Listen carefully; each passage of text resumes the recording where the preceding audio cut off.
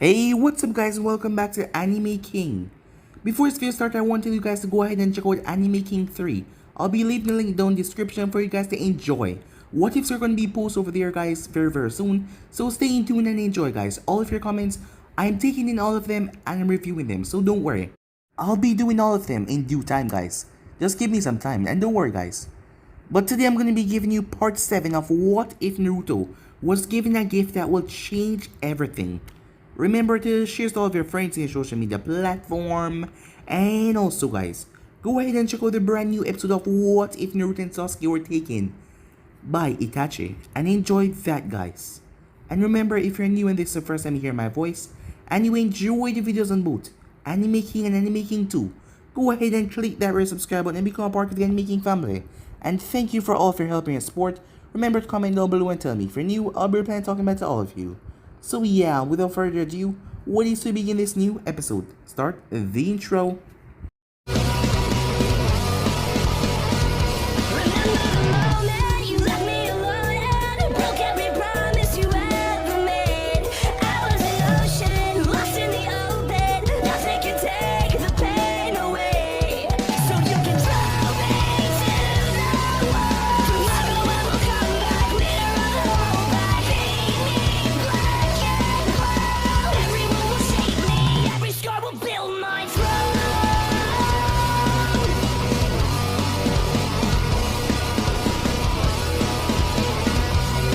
So, the last spot we left off, as Naruto made his way to the forest as he started to destroy every single thing around him.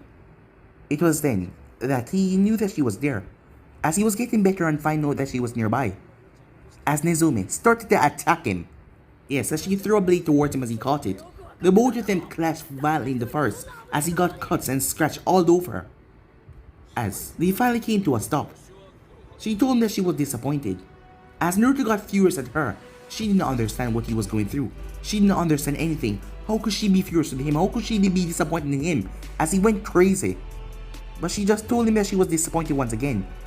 And she managed to calm him down. As she told him that he could have come to her. As she took his hand and placed it under her shirt. As Naruto rather enjoyed the feeling, it felt rather nice to him. As she then leave him with a few parting words. Naruto made his way back as he apologized to Haku. As he asked her why didn't she leave.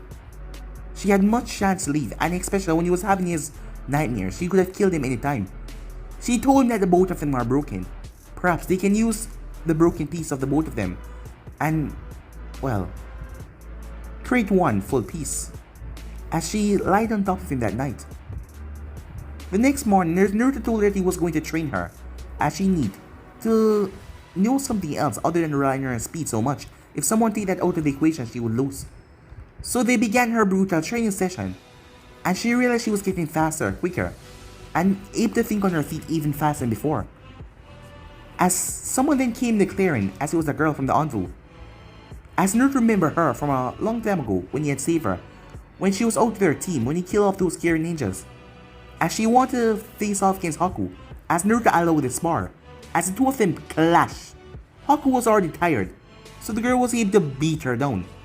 As Naruto stopped the match before the girl could go any farther. As she was rather crazy though, as Haku would see it. And she also seemed to be crazy about Naruto as well. We then had another time skip as Harrison had the mission for Naruto, the Chunin exams, as he was going to do the second phase with Uncle. As Uncle gave him a piece of paper with the location. As Naruto arrived there, as he was having an intense battle with a snake. As he made a lot of the competition quit right then and there because of the aura coming from him. And Naruto will be having 3 scrolls and he'll be going to the forest of death as well. And they can attack him and get the scroll from him if they wanted. As many of them knew that would be rather dangerous, as many of them knew him and his reputation. As Naruto came to enjoy the challenge a bit. But after all, they were still a bunch of brats. But one of them, a red-headed boy with a kanji for love on his forehead, seemed rather interesting. So yeah guys, let's basically as with it off. You guys can switch across the village and check it out for yourself. So what is to begin this new episode? The inside of Training Ground Part 4, or as Uncle called the Forest of Death, was rather ominous, just as the outside. And Naruto liked it, to be honest. He was a bit surprised he never came here before. It seems like the perfect place for a sensei to pick for one of his intense training exercise. Then again, most of his survival training has usually taken place in the field. Soru was a big fan of learning by doing, as Naruto could see how something like this wouldn't be to his taste, survival place like this. Then again, as he watched a spider that was at least 2 times bigger than Kuma swallow another insect, it made him wonder how this was a training ground. But he was having a rather peaceful walk. What might be scary to others wasn't to him. And also, Anvus were used to working in dark, cramped areas for long periods, so it wasn't nerving or agitated to him. It was just normal. And the creatures also leave him alone, despite just walking out in the open. Not a creature has come to attack him yet. Those that came close, he simply rattled his chains, as he was ready to tear them into pieces at any time. Or maybe it was because of the aura he was letting off. He started to get a rather irritated feeling though, as a team was following him, the one that contained the Nara. It was a good tactic, because any team would come and ignore them and focus on a single target. If he was beaten, Naruto just snorted in his mind when he thought that, then they could mop up the team that faced off against him. As he assumed that it was a Nara that planned this, Naras always seemed to be 10 steps ahead of everyone else, although in this case that involved being 10 steps behind him, and he was getting annoyed. But a team came forward with an ambush. A stone team, a boy dropped down from the canopy with his blade raised towards Naruto, but the boy froze in mid-air. As the Konoha team and everyone else watched, blood started to leak from his mouth. The boy slowly looked down to see a chain had ripped right through his stomach. Genma, a girl screamed as she quickly burst out of the bushes, her sword raised, with a pissed off look on her face. As her last team member came out, as he was wheeling a Tonto as well, as the both of them brushed forward towards Naruto, as they split at the last second to attack him from each angle. But Naruto was not limited, after all, he could attack from any part of his body. Chains snapped around their neck and yanked them. They struggled as they dropped their blades to try and pull away the chains, but it was in vain, as their fingers started to get bloody as they clawed the chains to get free. Naruto tossed the boy that was on his chain away, as he flicked him like a piece of meat. But instead of becoming more frightened, the girl only scowled deeper. Even as she was slowly deprived of oxygen, she glared harder at Naruto, as she wanted to say something, as Naruto dropped her to the floor, as she screamed as a chain ripped through her shoulder and pinned her right to a tree. "You were trying to say something," Naruto asked, as he walked towards her, as her other teammate was to the side. He had turned a shade of blue at this point, and his struggling was becoming rather loose. I'll kill you," she said. Tears were in her eyes as she was visibly blinking them away. Naruto chuckled. "Really? How are you gonna do that? You're too weak." As he twisted the chain, as she bit her lips so she wouldn't cry out in pain. "Your teammates were weak."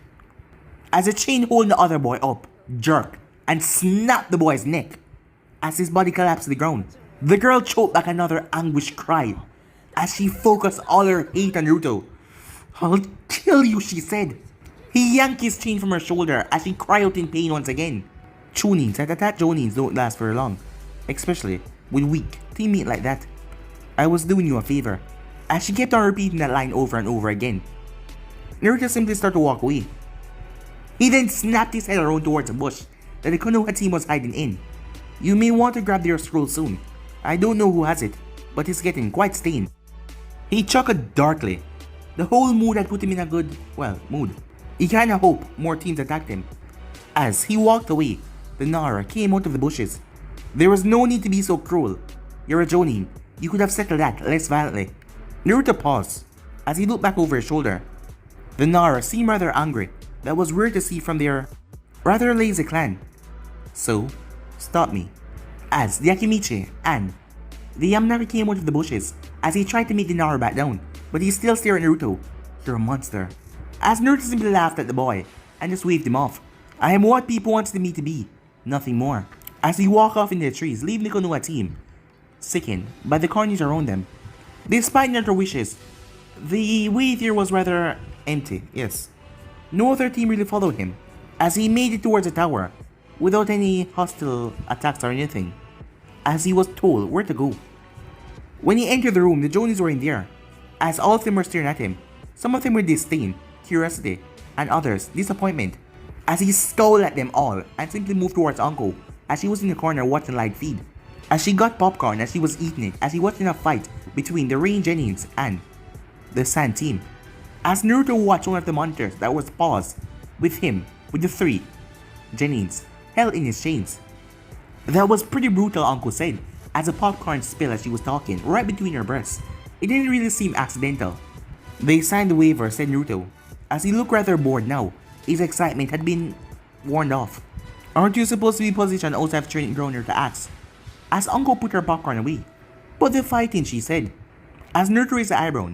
If those type of look worked on him, he wouldn't last long in Anvu. As Uncle relented, she threw her popcorn away. Fine, she said. I was going soon anyway. As she then paused. So what are you gonna do now, she asked. I mean, there's a whole 5 days of second test left to go. Naruto pulled out the scrolls that he was given and placed them to the side. What are you talking about? I'm going home. I only came here to return these. As Uncle pout started to grow again. As Naruto brushed past her, making a walk towards the exit. As she got up though, crouched a bit as she slung her arm around his shoulder. Oh come on, are you sure you don't want to go over there a while longer and torment a few teams? It made my job a whole lot easier, you know. Uncle was pushed off him by a few chains, as she tripped over her own feet and fell to the floor. If I have to stay here, a second later than I have to, you will wake up tomorrow morning with a few holes more in your body than you went to bed with. Oh, she said. Is that a promise? As a few of the male Jonins in the room look away. Only thing she got was the door slamming. Spoiled sport. Unfortunate for Naruto, the next 5 days passed rather quickly, and he found himself on the balcony with Uncle with Hokage, the Jonin senseis of the teams that managed to pass. There were a handful of teams from Konoha, one from the East Zone, and that same Sand team that Naruto kept on noticing because of the red-headed kid. As the Hokage was giving a speech as the kid was looking at him with bloodshot eyes. He seemed like an interesting one, and apparently he thought the same of Naruto. But he then saw 2 kids walking down as he realized the Hokage had finished and the battles were beginning. Not even gonna watch, Uncle said. What's the point of even coming? As Naruto did not look at her, he was just looking up at the ceiling. There was that crack up there. Good question, he said. Are you sure? She said, as she gestured towards the Uchiha that was engaging with the older Genin. I mean, some of these kids are supposed to be the next legend, after all. They're still just kids. As he wondered why should he care about a bunch of shinobis that could pose no challenge to him. People didn't capture and pin caterpillars. They wait until they became butterflies. He will wait until then. You know, most of them are older than you, said Uncle.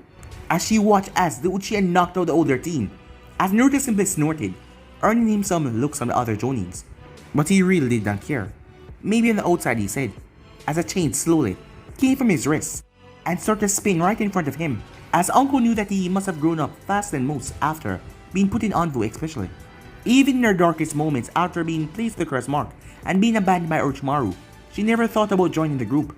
Both went in the sands for a while until matches continued on, as she could only think about Naruto words rattling around her skull like a marble. It was only when a smaller version of the Konoha Green Beast took the stage with the Sand Boy that Naruto turned his head, as he watched a brutal match take place down below. As he found similarities between him and the boy, with the boy control over his sand and his control over his chains.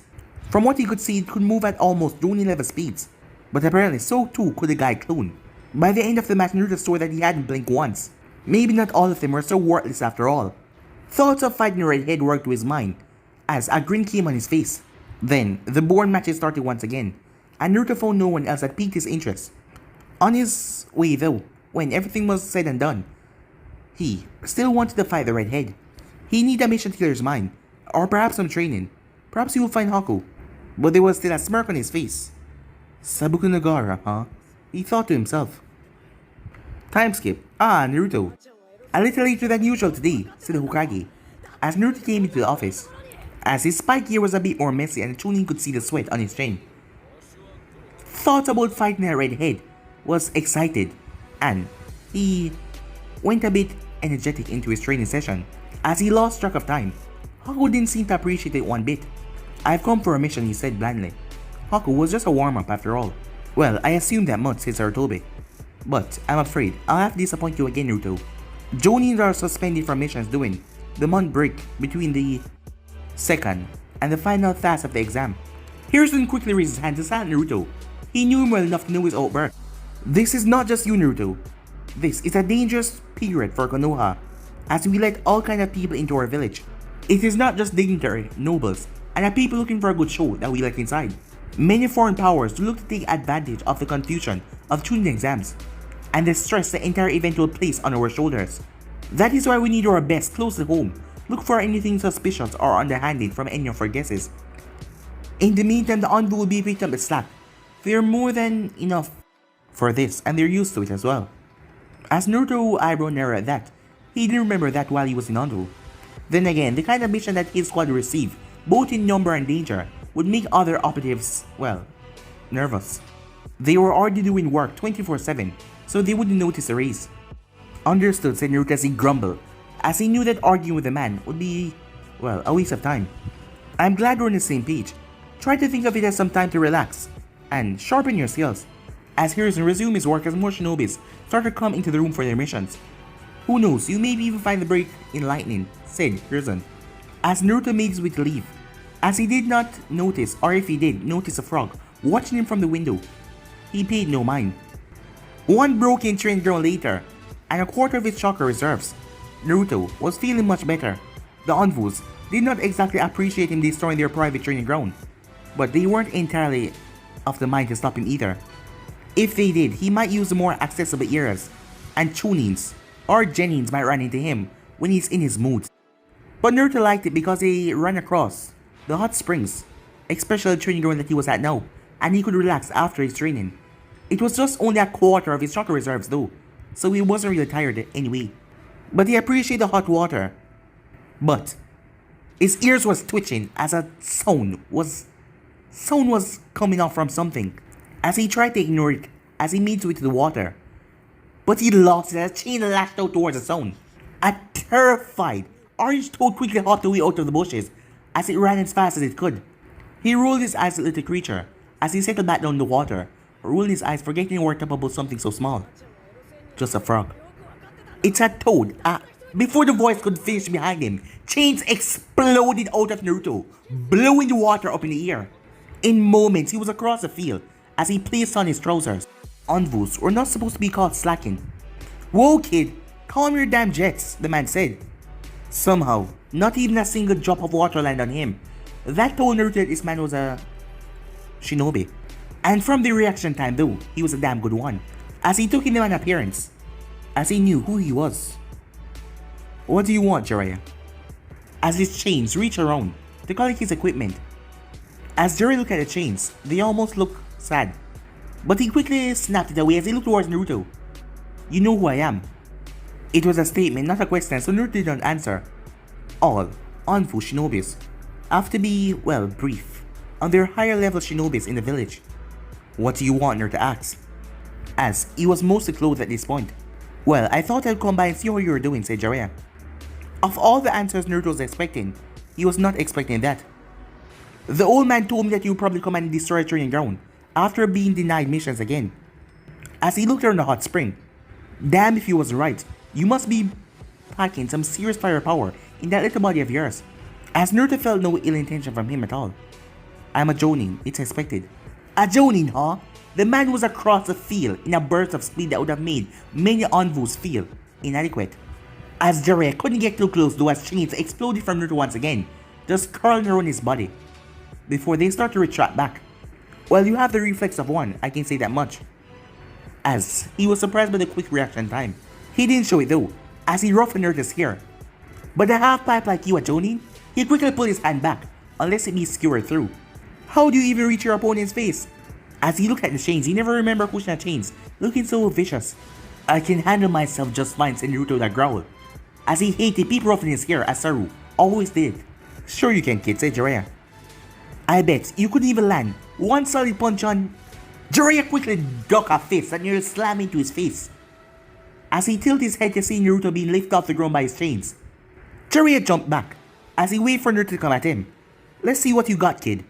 As Naruto launched himself forward, he was using chains, as he curled up into a ball mid-air, before he lashed out as a buzzsaw, his feet aiming towards Jiraiya's face. Jiraiya twisted his body and grabbed Naruto's ankle and slammed him down to the ground. But it wasn't Naruto that he slammed, it was a log, as Jiraiya twisted out of the way from another spinning kick. As Jiraiya looked around as he could not see Naruto anywhere, he grinned as he created a Rasengan and slammed it into the ground, as he tore through the earth. As Naruto burst out of the earth, his hands in the ram seal from the subterranean Vaj technique, as he bounced off a tree and launched his feet towards Jiraiya's head once again. But Jiraiya twists his body as he grabbed Naruto's ankle once again, this time keeping a firm hold so the kid would not substitute. But he saw the wicked grin come on Naruto's face. He quickly released his grip as chains came from the spot where his hand had been. That would have been painful. But he leaped back and sent a kick right into Naruto's stomach. But Naruto poof. As Jiraiya ducked as chains fly over his head once again. As Jiraiya flipped back around as he saw Naruto in a Kinjutsu stance. As he had a blade in his hand. Using jutsus already, kid. I would be foolish not to use everything at my disposal when fighting a Sannin. Jiraiya twists around as Naruto is now behind as he divert the sword strike. To his surprise though, the earth along his side was teared through without the blade even touching it. As he kept on twisting and turning with the movement. As he knocked the blade right out of Naruto's hand, but a chain came from Naruto's palm and grabbed on back to the blade and swing towards Jiraiya's skull. Jiraiya twisted his head just in time, but Naruto was done as he released chains from his chest. Jiraiya jumped back and flashed through hand signs as a wall of earth rises from the ground, stopping the chains in their track. Use that moment where Naruto was anchored to the wall, Jiraiya leaped over it as he brought his fist down to knock the kid out. The fight was starting to grow to levels that might attract attention, but as he came over the wall, standing there was what could only be described as a goddess. Pale, immaculate skin, flowing, purple hair with dark eyes, perfect stern body.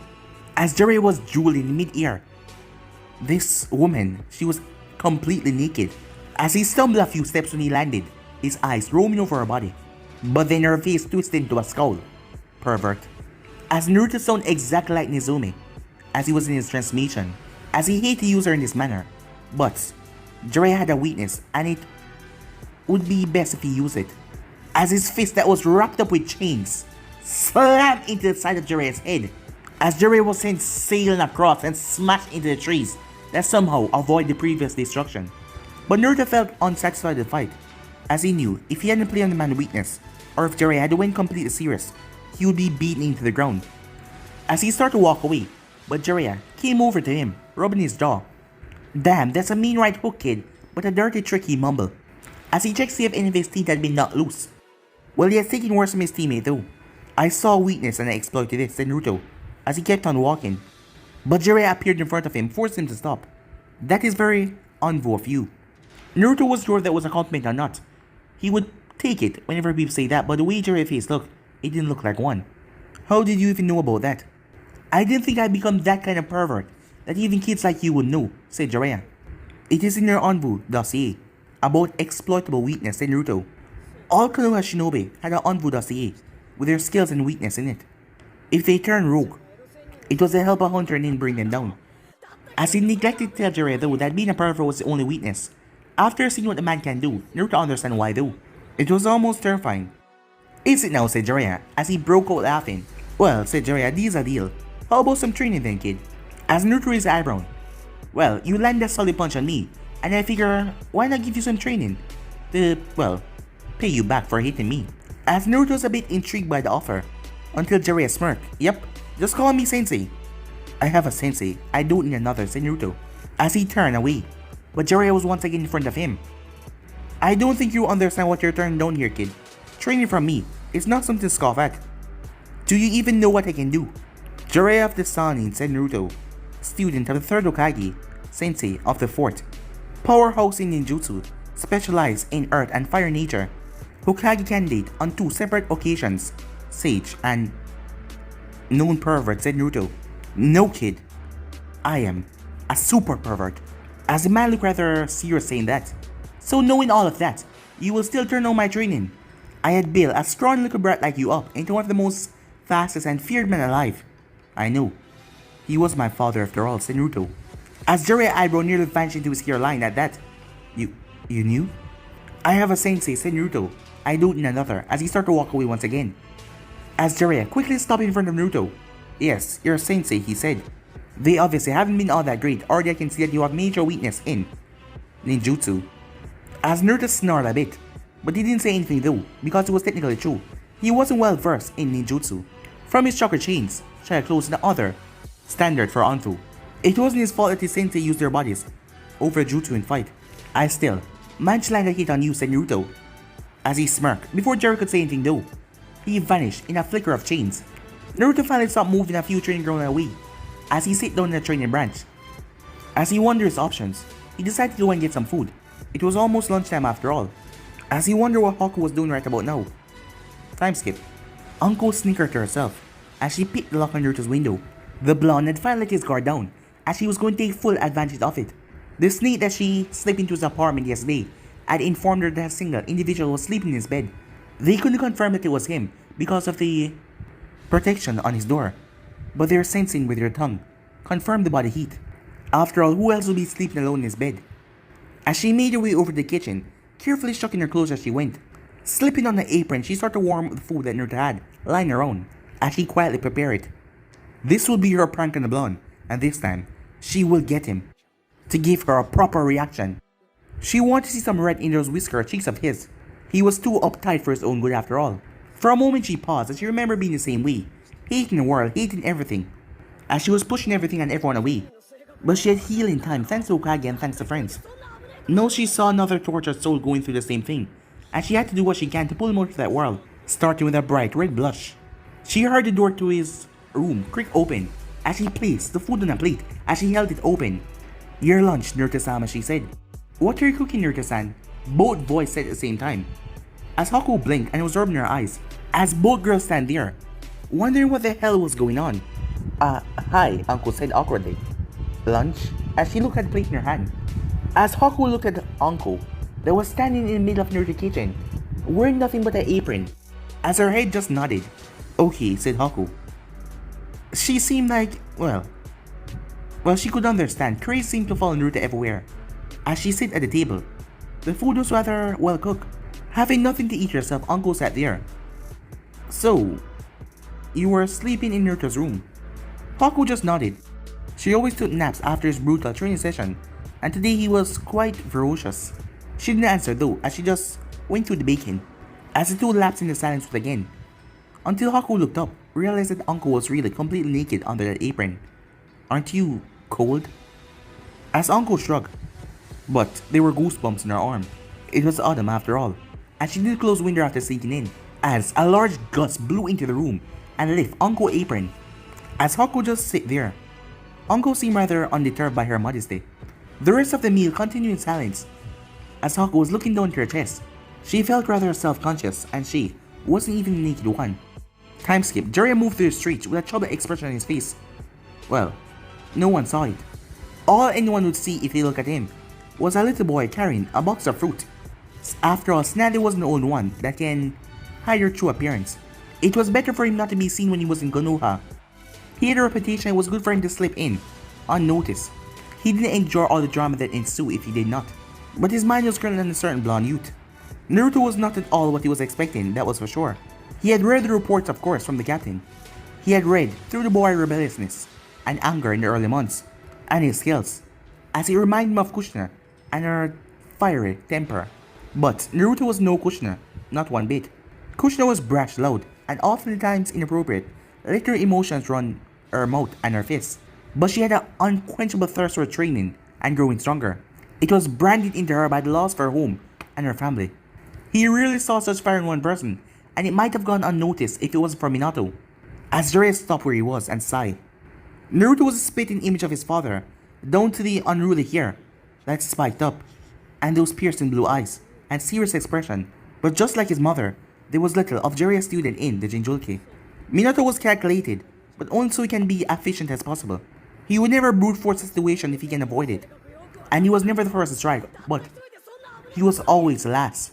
Jiraiya could understand the kid had a rough childhood, especially going so early into the Anvu. However, that angry, violent child that could smirk in the middle of a fight like that, he didn't know this Naruto. From the reports, it said that the boy might have been the second coming of Itachi Uchiha, powerful for his age, calculating and efficient on missions, with an untouchable air about him. But there was an anger in him, something that Itachi never showed before. An emotional, violent Itachi Uchiha. Yes, that was quite dangerous, as Jiraiya hopped to the Hokage's window, and as usual it was left open for him, and Hokage was alone. "Jiraiya, I wasn't expecting you so soon," Hiruzen greeted. But he saw Jiraiya's somber expression. "Ah, I see," said Hiruzen, as Jiraiya plopped down into the chair. "I told you that he would not be as you expected." Jiraiya nodded with a tired sigh. "I know, I just thought," as he found that he couldn't finish what exactly they thought. That a boy who knew nothing of his parents grew up to be just like them. That he would be some amazing prodigy like his father once in a generation. A brash, but a powerhouse like his mother. He was neither of those things. He was a hated Jinjulke, a pariah to an entire village, a young training envoy operative. What had he been expected? Sometimes it's easier to live in our own fantasies than face the situation of reality. However, it's only after facing these that we can take true and positive action forward. Hiruzen lectured. He would never stop being Jiraiya's teacher. The question is, what do you intend to do now, Jiraiya? As Jiraiya's eyes were focusing on Minato, as he looked at the portrait, a grin then slipped over his features. Who do you take me for, Sensei? As he gave one of his usual cocky smiles. I'll get that kid to be my apprentice even if he kills me. Minato would expect nothing less. As Hiruzen chuckled, it sounded like a challenge. I would be careful what you wish for, Jiraiya. If there is a handful of people that Naruto-kun is willing to look up to and respect, it is a sensei. Jiraiya just grinned. In any case, I'm sure that is not all you came here for, said Hiruzen, as Hiruzen became rather serious. Now, what of Orochimaru, he said. Time skip, there was a buzz in the streets that only grew to the build-up of the Chunin exam finals, as Naruto surprisingly never noticed it before, as it was an annual thing. Then again, before leaving the Anvil, he was never in the village for 2 or 3 days. And before that, he was a pretty ignorant kid, and he hated it. The influx of people, the noise, the vibes. That was why, on the day of the finals, Naruto was currently lying back on the rooftop, staring up at the sky, as he was enjoying the peace as everyone was packed in one location. He was still inside the stadium. Every Jonin had been alert to be alert. But he was far enough so the cries of the cheers and all those things wouldn't affect him, as it felt calming after weeks of nearly going crazy of having no missions. Haku had been an outlet, but even training, with her, it had led to so little frustration being released. Luckily, today marked her last day of her probation period. She has still chosen to live with Naruto the same way, but tomorrow Naruto can take missions. Yes, and she can also tag along as well, as she was evaluated as Chunin. But Hiruzen put it off, so that it will fall in line with the other Chunin graduates from today's festivities. I'm surprised you're not watching the fights in Naruto. No Kinjutsu users catch her eye, as Nezumi was next to him, her legs tucked up. They aren't my students, she said. Her mask was on so you couldn't see the tiny smile as she sent his way, but he gotten good enough at reading her to see it anyway. I don't like the spectacle, she said. Finally, someone gets it, said Naruto, as Nezumi slipped closer to him, taking on a more relaxed posture. People go to these things expect to see the next Hoshirama Senju or Minato Namikaze. The name slipped out before he couldn't even stop himself, as he scowled a bit, forgetting that all the money and everything that keep the village going come from the Chunins and Jonins, with the protection details, the escorts, and the B ranks. Don't get me wrong, I love a good fight more than most, he said. But these sheeps are being spoon-fed that the ideal make-believe world is not a life and death battle. Ah, said Saru, as he spoke like he was there from the start. Knowing the man as well as he did, he might have been, but just hiding. We should not begrudge the civilian world and their fights. If this clean, friendly image of fights is what they, need to hire us, who are we to argue, said Saru. The people who actually risk their life for these fantasies, said Naruto, as Saru continued, ignoring Naruto. As he made Naruto feel happy, the man could not tell him to call him Taiko. We must also realize that this exam represents the face of our village. After all, the showy, flashy side of things has a purpose as well. It shows the glimpse of the future and potential, clients who they want to hire. Naruto snorted at that. He sees some of the kids who want to fight today. If they were the future of Konoha, count him out. You laugh, but those kids out there are the future of Konoha. So how come you're not watching the cream of Konoha latest crop, Naruto asked. Well, I could hardly abandon my kawaii now. What kind of captain would I be? He said. I am not your kawaii anymore, said Naruto. Now don't be like that, kid, said Teiko, as he appeared like he had been there all along. Kuma was less subtle. Naruto is Karasu, and Karasu will always be part of the team. Couldn't have said it better myself, Kuma, said Teiko. I had heard that Giraffe Lasani was in town. How is it Toad Sage? Said Saru. Annoying. I keep running into him. And it isn't accidentally, said Naruto. Well, it shouldn't be surprising the village steel master is taking interest in the resident Jinjulike, said Teiko, as he was quick to go on the defensive for the super pervert. After all, he was one as well. And is hero. Naruto only rolled his eyes, as Jiraiya didn't seem interested in the Kyuubi. He seemed more intent on getting Naruto to say that he needs training from him. Well, as soon as he asks, I'll tell him the same thing that we've known for months. I cannot go beyond Four Tails, and it's obvious it's not worth trying to push that yet. As Naruto would love to harness more of the Kyuubi's chakra, the feeling was indescribable. But the more he pulled, the more of the beast's will and hatred he pulled with it. Trying to reach a fifth tail was simply too much. The emotion and the whispers to rip and tear were erased, and all he could hear was roar and screaming. I have to say, while I can't agree on Jiraiya, well, some of his methods, there is no better sealing master available. He might have a perspective on this matter we simply lack. I'll take my chances, said Naruto. I wonder what little Genins are like, said Kuma. You wouldn't find them any fun, Kuma, said Naruto. You would just break them. Yeah, people are too fragile, said Kuma. Naruto hopped to his feet and pat Kuma on the back. Yeah, they are, big guy. Yeah, they are. As he turns attention to the last member of their team. What about you? Teiko pointed himself. Me? You're asking why I'm not at the stadium and ogling my way through those hot honeys. As he stood and he made a decent impression of Jiraiya as he let it build up, waiting for a big release. But he didn't plot back down. Because then I would be leaving you with all these boards, he said, as he ignored the looks from Nezume and Saru. Besides, it's you that we have to thank for this wonderful day off. Envos are normally recalled for the exam for a security reason. But given that we aren't the most normal Envo squad, he said as he glanced about, we were normally kept out on missions all the same. But thanks to you, the Hokage think that we mellowed out enough to be just to stick around for a bit. Unfortunately, said Saru, Teiko is not incorrect. Huh, glad to see I'm not the only one going soft, said Naruto. Quite, said Saru. It's funny, said Naruto. I keep on hearing that there need to be extra security for these games. But how much damage can be done because of one stupid tournament? He regret those words as all of them felt a spike of chakra rose from the stadium, much more than any Chunin had at their disposal. Even as far as they were, they could feel that tug on their mind, tell them to go to sleep at the tiles. They were comfy and soft, they should just lie down and sleep. As Naruto Chain came out and sliced him a bit on the leg, as he snapped him out of the genjutsu, as chaos erupted everywhere in the stadium, as explosion could be heard as massive snakes came in the village. Saru then glanced at Naruto. That much, he said. As the Envos flashed away, as they need to make sure the Hokage was safe, while the Jonins and the others take care of the problem that was going on. And Naruto was a Jonin, unfortunately.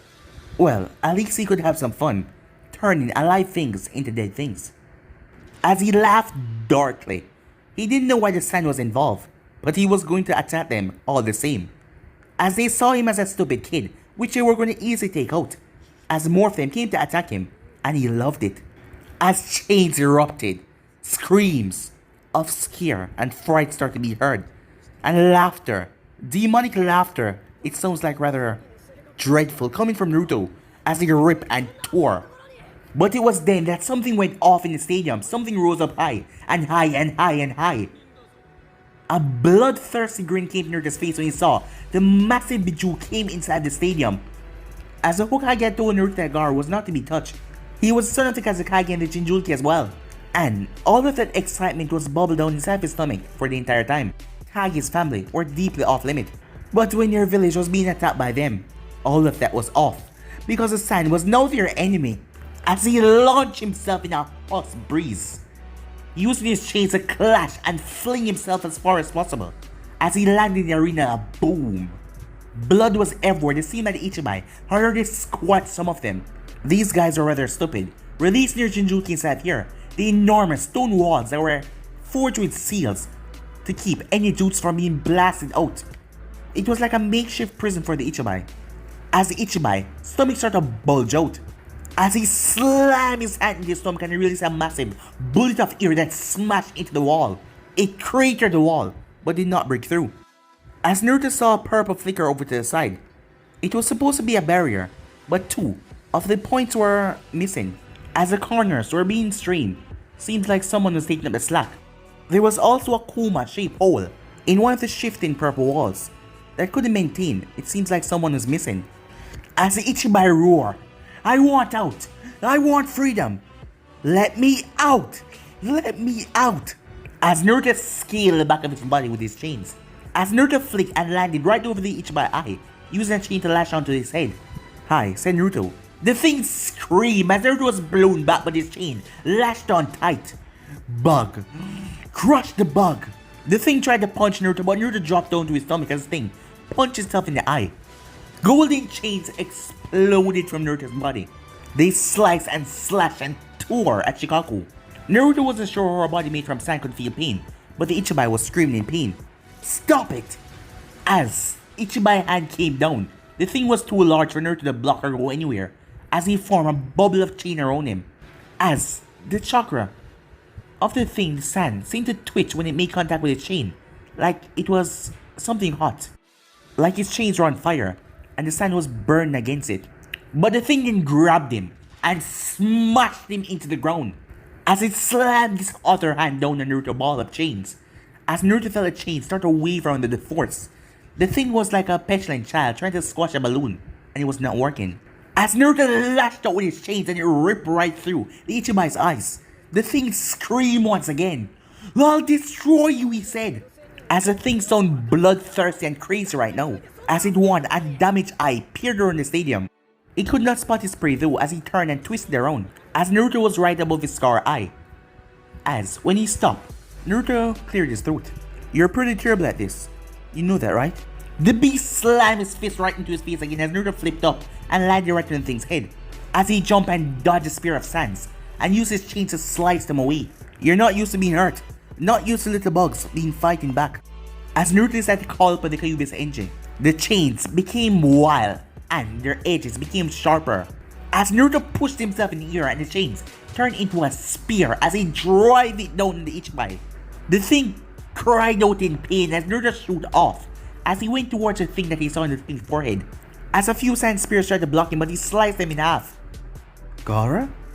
As he smirked. "Time to wake up." Sand tried to protect the host, but the chains ripped right through them. As Naruto dived right inside and smashed his fist into Gaara's chin.